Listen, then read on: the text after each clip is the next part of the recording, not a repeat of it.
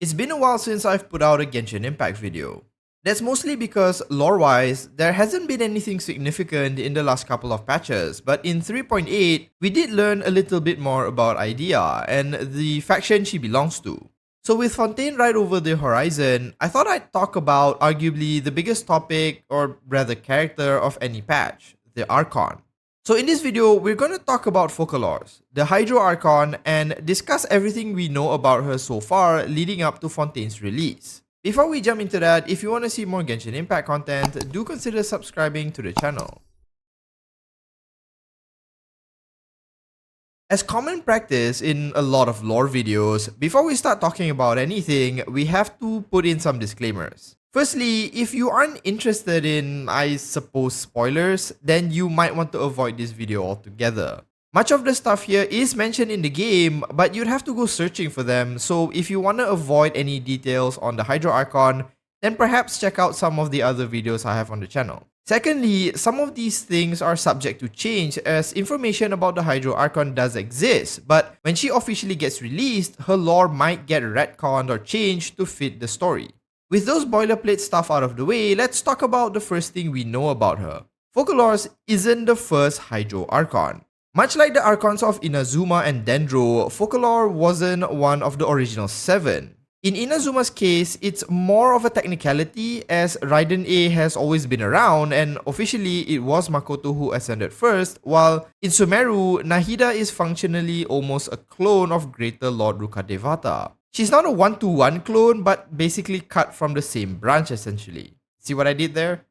Anyways, Focalors, however, does not seem to have a direct connection with the previous Hydro Archon, at least as far as we know, and as we'll see later, she seems to be completely different from her predecessor. Barring any clone or twin sister shenanigans, this would seem like the first time you have someone completely different take on the mantle of Archon.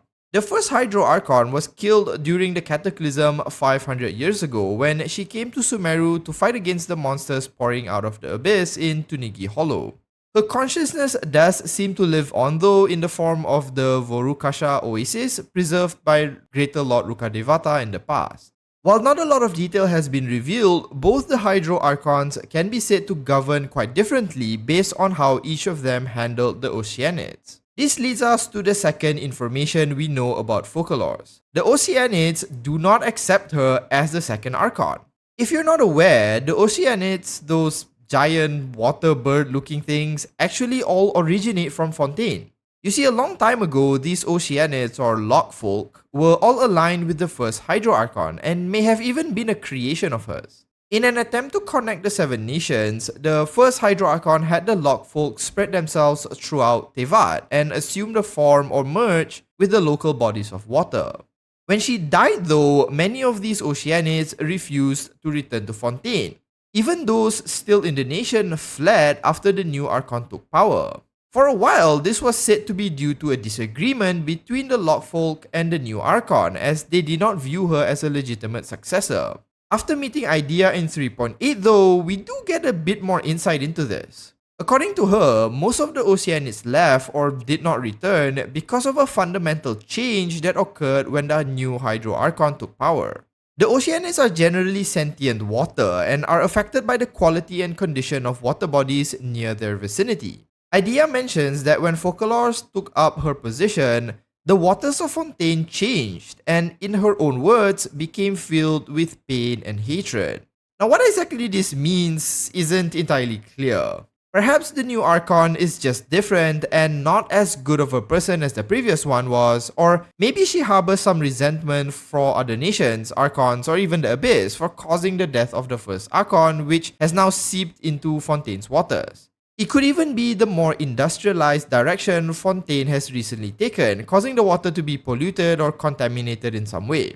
Whatever the case may be, there was a fundamental change in Fontaine itself that was detrimental to the Oceanids and why they decided to leave. There has to also be something that caused them to not acknowledge the current Hydro Archon, which may be one of the key story points in Fontaine's story, given how Idea and Oceanid was introduced in 3.8. Let's move on to the third thing we know about Focalors. Most of the Archons in Genshin Impact all govern or rather represent specific concepts. Barbatos is the god of freedom, Morax is the god of contracts, Raiden A is the god of eternity, and Nahida is the god of wisdom. Focalors is said to embody the concept of justice and holds dominion as the god of justice itself. Now, what this exactly means is again really difficult to guess. Justice is a concept that isn't really easy to tie to any specific idea and can be subjective in certain ways, but it's likely going to have some connection to the supposed lawful nature Fontaine is said to embody. Nahida once mentioned that the Hydro Archon often involves herself with court proceedings that happen within Fontaine, and while this might imply she's more concerned that her citizens receive fair judgment, Dainsleif claims she's more interested in the spectacle of the courtroom itself. In the Fontaine cutscene, and yes, I'm aware it's not 100% confirmed at the moment that this person is the Hydro Archon, she seems to be rather bored when nothing is happening in the courts. So I do question whether she really does stand for justice. She's even asked to not stir up problems and makes me think that again she's mostly there to judge others and watch proceedings unfold like some kind of court drama TV show or something. Now, to be fair, we don't know much about her in the first place, so she may be more complicated than what we are led to believe. Dainsleif also mentions that while she does get some enjoyment from the court and from judging people, the Hydro Archon isn't completely ignorant either and knows not to make Celestia her enemy. This is basically all we know about her so far, but I'm gonna include a bit more information from the trailer itself and the circumstances around the death of the first Hydro Archon. I have this feeling that with all the emphasis on law and justice, Fontaine is going to be revealed to be a city that looks great on the surface, but has a myriad of problems lying just beneath that surface, which is pretty much almost every city we've been to so far. A lot of the trailer was focused around the idea of magic and misdirection. The idea that not everything is as it appears. Fontaine itself was also shown to be pretty modern and even prosperous, but beneath its splendor lies a network of sewers and people in what seems to be unfortunate circumstances. This might be a reflection of the duality between the previous Hydro Archon and the current one, with the new Archon more interested in appearances while their nation technically suffers in silence. It might even have parallels with the French Revolution, where the bourgeoisie kicked off a revolution due to the class difference, though that's a huge topic all its own. Now, there isn't anything to substantiate any of this, and it's just my impression of the trailer, so take it with a grain of salt. Anyways, that's pretty much all the big ticket items we know about Focalors so far, and there's still a lot of things that are yet to be confirmed. As we get ever closer to patch 4 of Genshin Impact, we will likely learn more about her, but until then, we just have to make do with these few lore tidbits to talk about and discuss. I'll end the video here. Let me know in the comments if there are any details I missed or if you have any theories about her, and I'll see you in the next video. If you found this video entertaining, do consider liking and subscribing to the channel.